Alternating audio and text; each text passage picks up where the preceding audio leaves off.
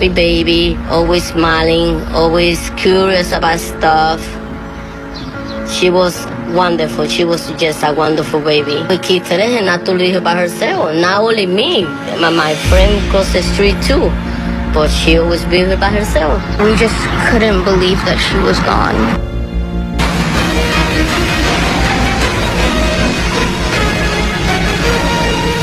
Welcome back to Court TV Live. I'm Julie Grant.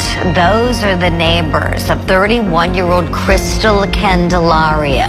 She's the Ohio mother who allegedly left her 16-month-old daughter, Jaylyn, home alone while she went on a 10-day-long vacation. And after she finally returned home, Candelario found her daughter unresponsive. Shocking, right?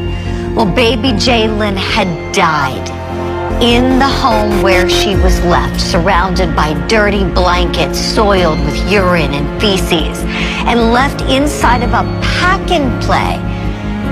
Police say that the poor child was severely dehydrated at the time of her death.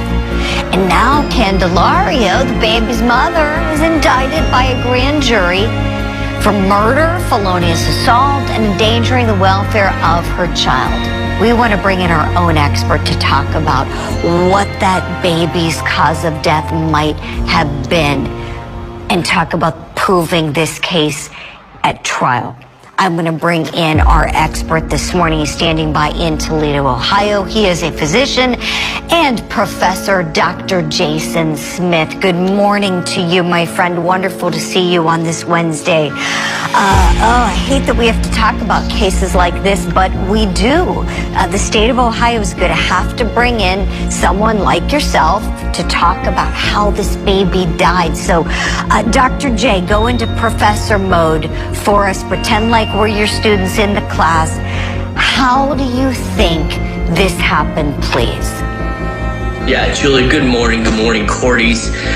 You know, this is, again, disturbing, and I would almost argue confusing. Who would think that it would be safe to leave a 16-month-old baby in a pack and play for any period of time, especially up to 10 days? You know, when we look at a case like this, we are, again, postulating how this child may have passed, sadly and tragically. And I do think that dehydration, heat illness, had to play a factor. Obviously, we will be waiting for the coroner's final report. But, you know, this is a situation where a child is essentially caged in that pack and play. She has no access to food or water.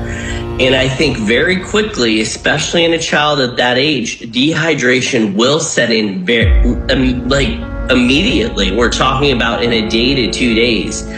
And this is not by any way, shape, or form a comfortable way to live, or unfortunately how Jaylyn passed.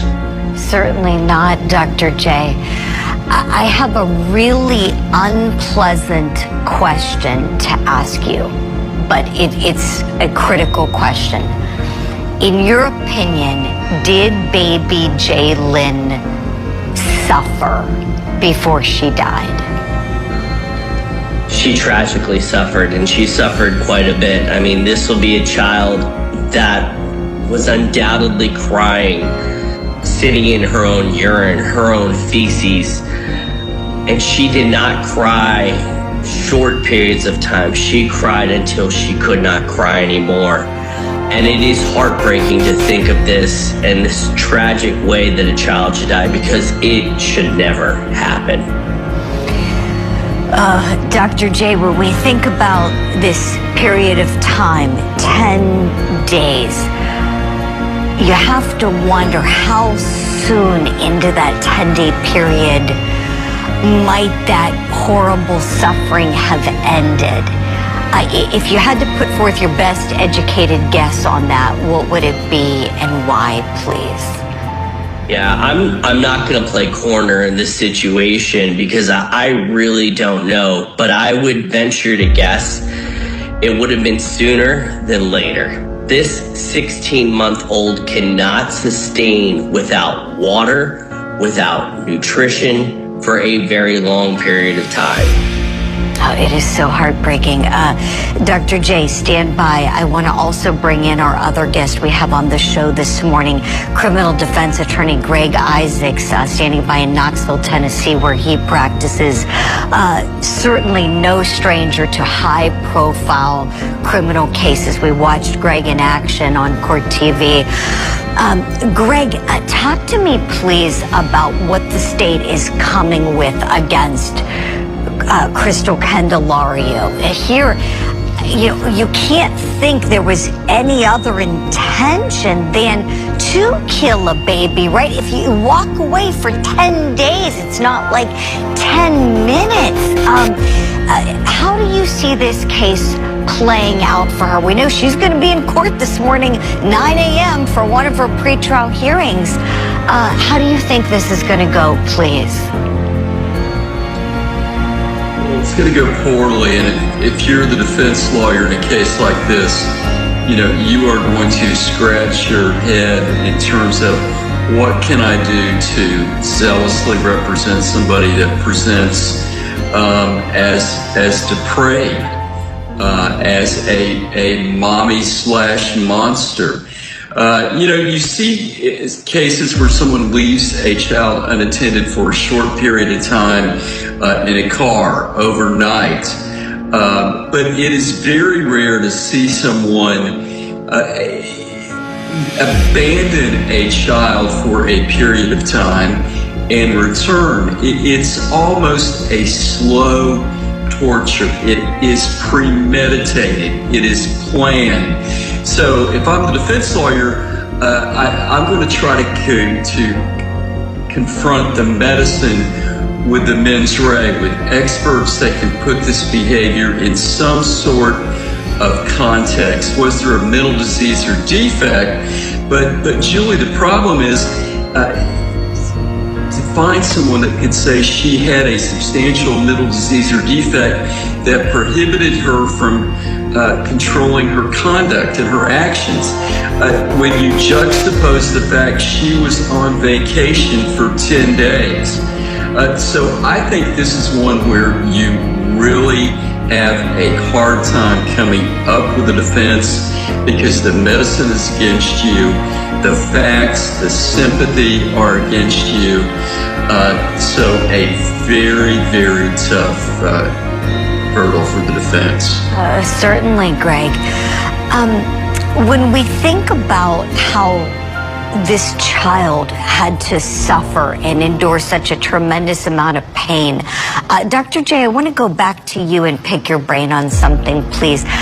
When I was thinking about this case and how awful it is when we all know babies are helpless, they rely on adults to care for them, and this child had no one to turn to because mom abandoned her, according to police in Cuyahoga County. Would an adult last longer in a situation with no food and water than a baby, Dr. J?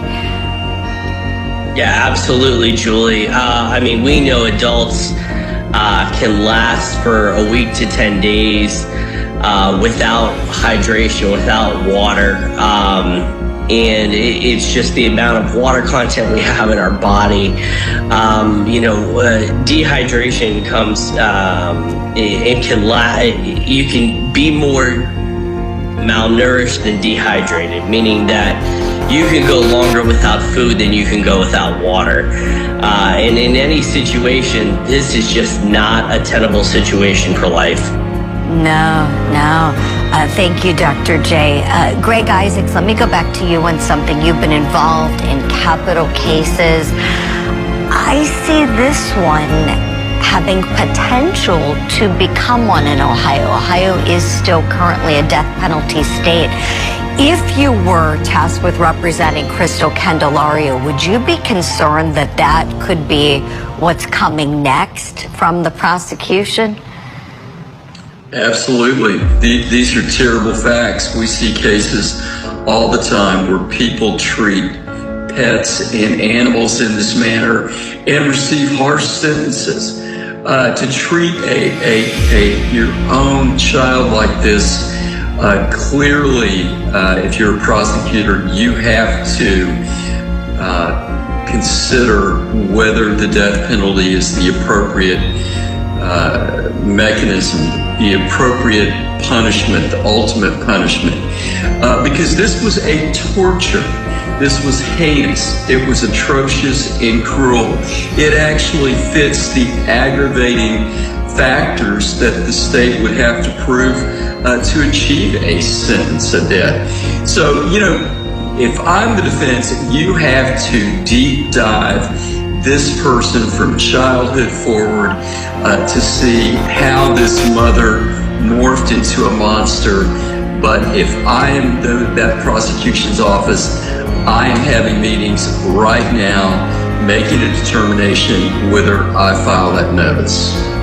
Most definitely, Greg. And I wonder, depending on whether they file the notice, maybe that may force a plea if she did what the state of Ohio says that she did. This is just a